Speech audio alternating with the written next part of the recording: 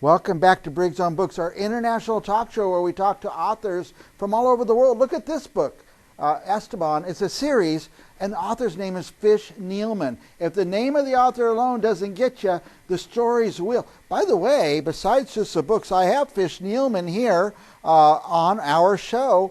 Let's see if I get him to pop up here. Fish Nealman, welcome, Fish. Thank you. Pleasure to be on. Nice to meet you. And the books, it's a series, it's a trilogy, is that right? That's correct. The overarching name is Esteban. Book one is called Love's Ordeal. Book two is Love's Irony. And book three is Love's Triumph. Give us a gist of the stories. I think starts out Esteban is in the seminary studying to be a priest. Yes, that's correct. He ends up in the seminary because of his first teenage love experience having gone wrong. Mm. And it's really the story of somebody who spends their entire life searching to resolve their loneliness in the search of love. Now, the books cover quite a period in this young person's life. Yes, the trilogy overall, the story starts with Esteban's father. His name is Stephen. That's how Esteban comes to be called Esteban instead of Stephen. He grew up in a very dysfunctional family. The story arc from the beginning to the end is approximately 80 plus years, and the story covers about the first 60 plus years of Esteban's life. And where does the book start? Where are they located? Esteban's father grows up in Laredo, Texas. He's kicked out of his house and emancipated. He wanders North and South America for a number of years and ends up in Mexico falling in love. And he gets his girlfriend pregnant. They get married. They have Esteban. And so Esteban is born in Mexico. So he's Hispanic culturally. And the story kind of progresses there into numerous locations throughout the world. Large segments of the story happen in Kochi, which is southwest India, as well as in Rome in Italy. Yeah, Esteban explains his name. Esteban. He's born in Mexico. I mean, you start reading these books and you think a young man becoming a priest. What could go wrong? But you have three books of stories, three full books. But when you start, a lot of people come on this show with trilogies. Do you start off thinking it's going to be a trilogy? It actually started out as a single book, and it was very large. And so I decided that I would break it into three parts. When I broke it into three parts, I did go back to book one and I added an additional chapter to that. But it was something that started out as one and then became three when it came time to publish. Yeah. Now, I ask this question of all authors. Who will read these books? Primarily, I set myself as a candidate audience. In reading a book, there are certainly numerous authors that love to read a lot of stories I've thoroughly enjoyed.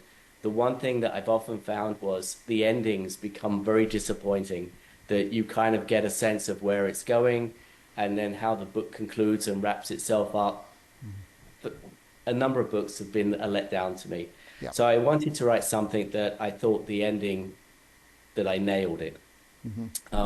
Within that, I'm trying to write something that somebody felt that they hadn't read before. So I wanted to try to write something that was unique and novel. I wanted to add to the stories out in the world as opposed to rewrite a story that already exists. Nice.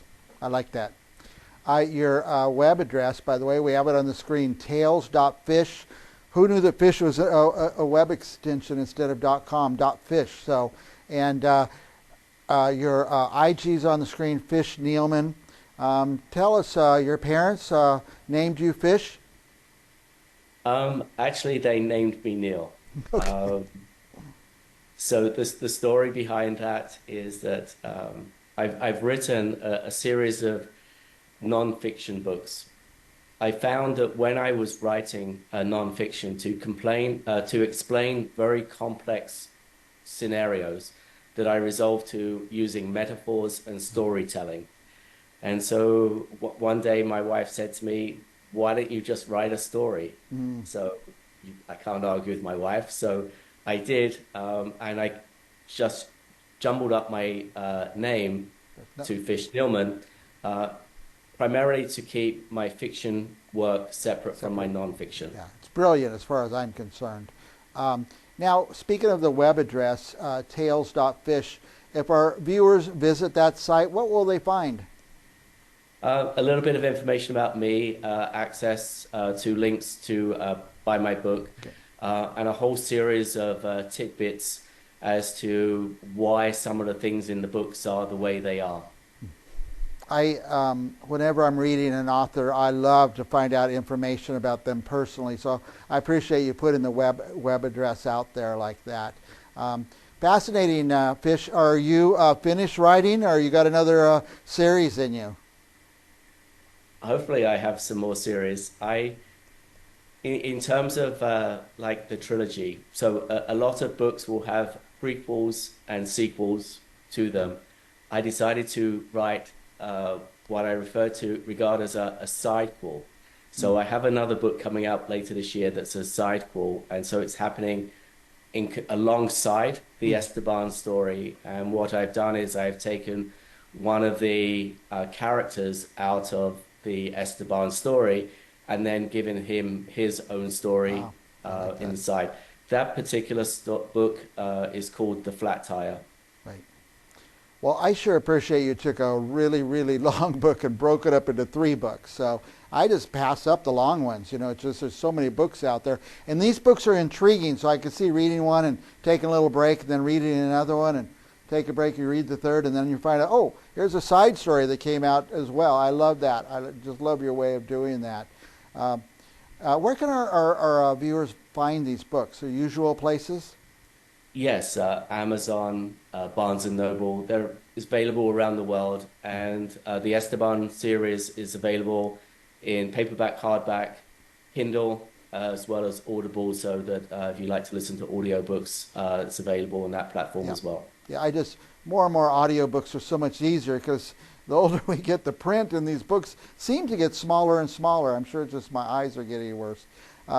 Fish, we are running out of time, but do you have any last thoughts you want to share with our viewers about the books or anything you would like to talk about? One of the things that I incorporated into the Esteban story that I felt from books I've read that was unique and novel is that the reader becomes aware of information that no other character in the trilogy is aware of.